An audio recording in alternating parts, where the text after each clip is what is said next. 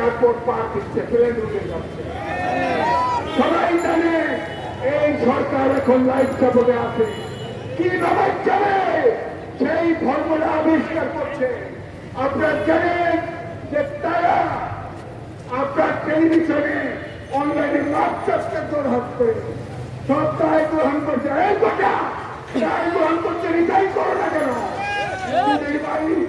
আপনার লোকসভায় যারা ওরা চুরি করে সারা হাজার হাজার কোটি টাকা কামিয়েছ, তোমার পেট ভেয়ে সেই টাকা পেট দৈরাচারী ছাত্র খুঁজছে, যারা সুবিধা নিয়েছে, যারা হাজার হাজার টাকা কামিয়েছে, তাদের জনতার আদালতে বিচার করা হবে। তারা বিচার পাবে না, এই দেশের জনগণ তাদের বিচার করবে। তাই আমি বলছি, দেশে এখন গণপ্রত্যান চলছে, অলরেডি সবাই এই সরকার থেকে সরে পড়েছে। আপনি জানেন ডিএসএস আর্মিদের সব কর্মকর্তা কর্মচারী তার বৌবাচ্চা নিয়ে বেশি তারা এই গণপ্রত্যানের সাথে আছে।